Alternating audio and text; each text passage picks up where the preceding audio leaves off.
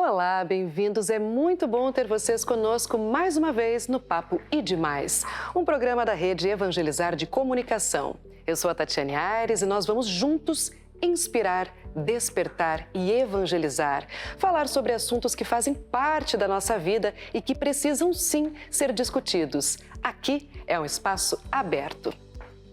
Hoje a gente vai falar sobre algo que é tratado apenas como um pecadinho. Coisa pequena, mas que hoje se tornou um problema social grave, com consequências inclusive fatais.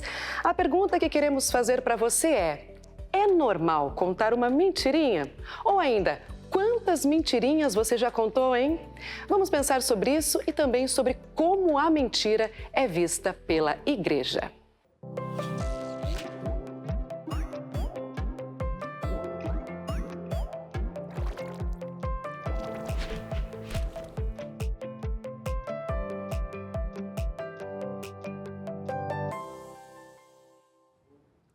Para bater esse papo com muita verdade e informação, recebemos a psicóloga Ana Mazetti, que traz experiências para compartilhar e explica como a mentira influencia também na nossa saúde mental. Influencia, Ana? Seja muito bem-vinda. Tudo bem contigo? Muito obrigada, Tati. É um prazer estar aqui com vocês hoje.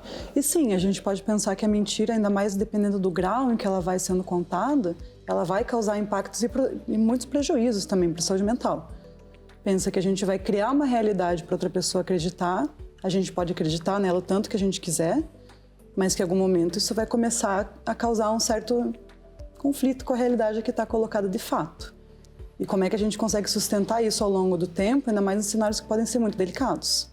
Não só uma mentira de tá tudo bem, tá tudo certo, mas alguma coisa que implique um risco de vida, alguma saúde de alguém que esteja em jogo.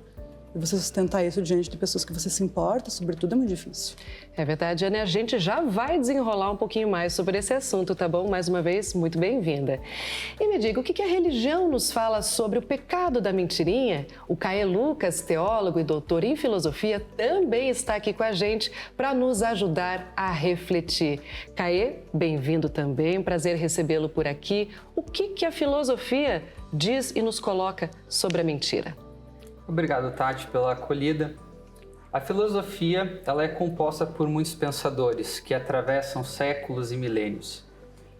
Mas Platão ele tinha uma consideração de que a verdade ela deve ser sempre apreciada e preferida.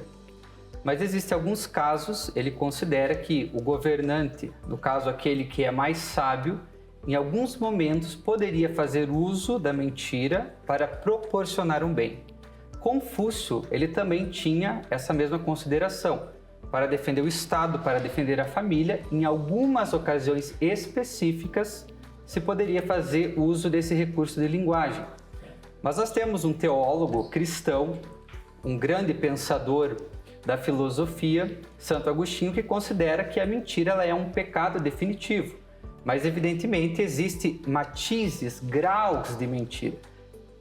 Uma coisa é a gente mentir para se livrar de uma responsabilidade.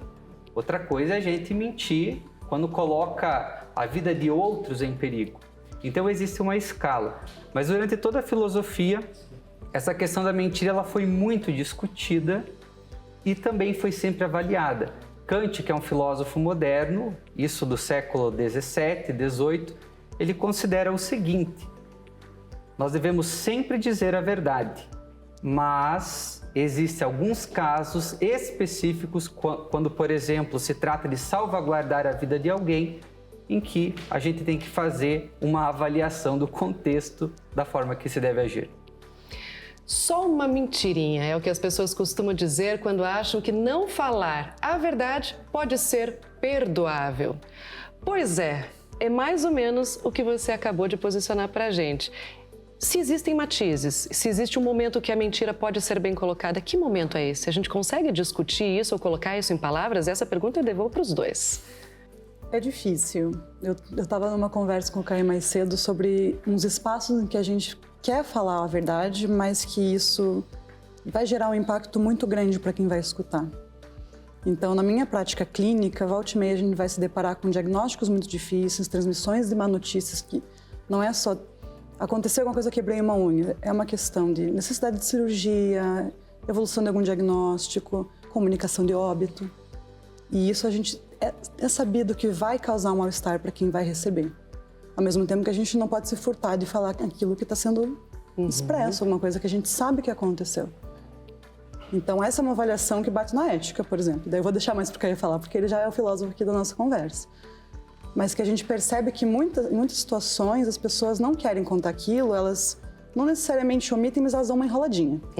Então, sabe que aconteceu alguma coisa, fala, não, mas agora eu não posso falar, eu estou muito ocupado, eu não consigo. Até para elas poderem se preparar para trazer isso. Então, talvez nos graus a gente possa pensar que é uma coisa um pouco mais tranquila, um pouco mais perdoável, no sentido de que eu preciso preparar um terreno para que aquilo seja contado. Ao mesmo tempo que a gente vai transmitir uma informação que é falsa, a gente também se responsabiliza por como a pessoa vai reagir e construir uma realidade que não é nossa realidade de fato aqui. E eu penso muito na parte clínica em situações difíceis, sobretudo pensando que uma hora aquilo ali vai bater num conflito. Uma hora aquilo ali vai extrapolar, vai explodir e você vai piorando a situação. É como se fosse enchendo um copo, enchendo um copo, enchendo um copo, enchendo uma represa. Uma mentira vai puxar a outra, que vai puxar a outra, porque uma hora vai bater em alguma coisinha que você vai ter que fazer um pequeno remendo de mentira para explicar a primeira mentira e você vai fazer um efeito dominó de coisas falseadas. Em algum momento, talvez o efeito deletério daquilo seja muito maior do que se você simplesmente chegasse com uma má notícia logo de cara. Ou com uma pequena preparação de terreno para ir transmitir aquilo de uma vez. Bom, a Ana já deixou a bola quicando aqui pro Caê, né? A verdade, ela precisa ser dita, mas dita com amor, com caridade. O Papa Bento XVI, ele falava sobre isso, a necessidade de você comunicar aquilo que é verdadeiro, aquilo que é real, mas sempre com amor, de forma conveniente e correta. Tem um ditado que diz assim, que a mentira tem perna curta, mas evidentemente na história da humanidade a gente percebe que ela não perde o fôlego e ela caminha a passos largos. Mas, no entanto, nós temos que admitir que todos nós temos um pouquinho de Pinóquio. Nós gostamos de mentir e fazemos uso desse recurso, sobretudo para fugir de pequenas responsabilidades, algumas vezes para aumentar histórias ou narrativas mirabolantes com efeitos heróicos.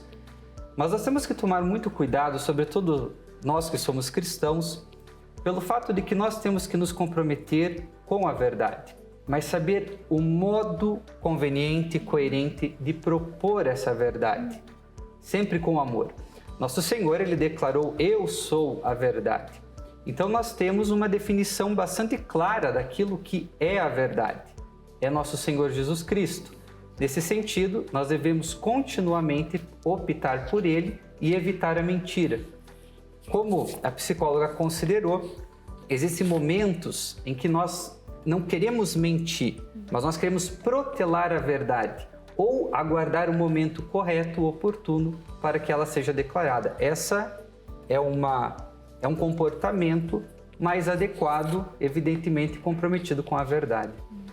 Acho que é interessante a gente pensar também, já que você trouxe alguns ditos populares, tem um outro que diz que uma mentira contada 1000 vezes se torna verdade.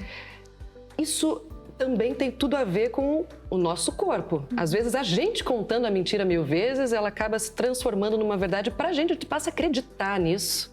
E às vezes se torna até um comportamento nocivo que você já não sabe mais tirar isso de você. É por aí, Ana? Eu diria, a melhor resposta psicológica para cidade depende, mas que sim, a gente, num primeiro momento, eu vou dizer, tua calça é azul. Eu vou ficar mentindo que ela é azul, e talvez eu vou ser pega nessa mentira, alguém vai acreditar de fato nisso, porque me parece absurdo, mas eu vou continuar insistindo nisso e talvez o meu corpo vá ficando de fato muito mais relaxado, eu não gagueje, eu não fraqueje na hora de falar alguma coisa, não erre alguma palavra, porque eu vou me habituar àquela realidade, àquilo que eu tô falando, mesmo que eu saiba que é mentira. Mas a questão é que em algum momento alguém também pode perceber. Você falou do gagueje, e a expressão corporal ela acaba caminhando junto nisso, né? Na mentira. Existem sinais práticos que a gente dá com o corpo?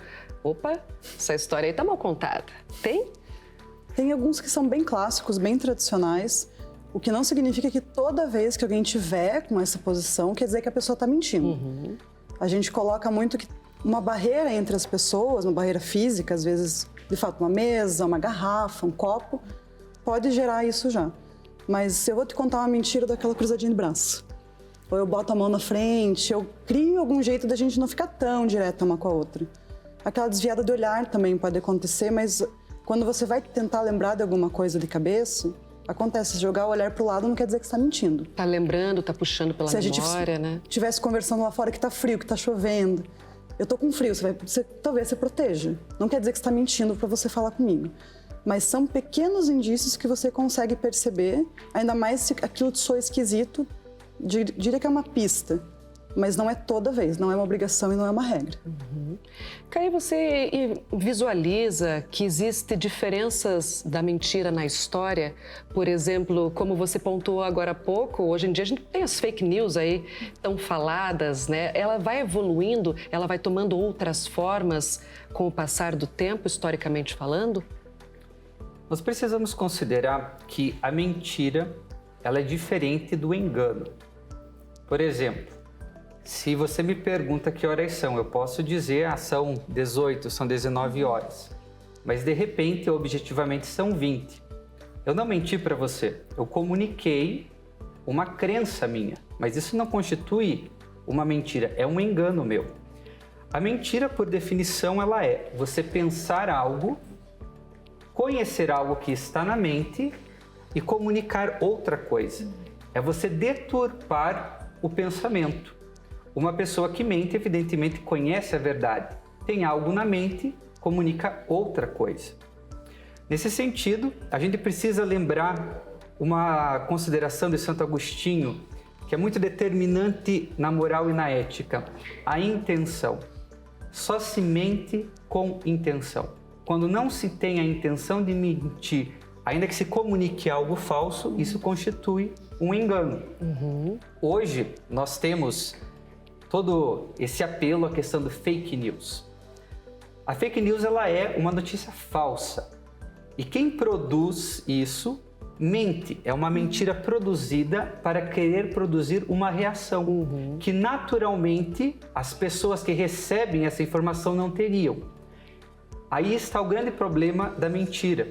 Nós limitamos o direito que o outro tem de se manifestar, de se expressar. Ou seja, eu provoco um comportamento mentindo que naturalmente não aconteceria. Não é mentira que a gente vai para um breve intervalo agora, é coisa rápida. Convido a quem está aí do outro lado a continuar com a gente, que já já a gente volta para ouvir os nossos convidados para falar mais sobre verdades e sobre mentiras. Fique por aí. Até já.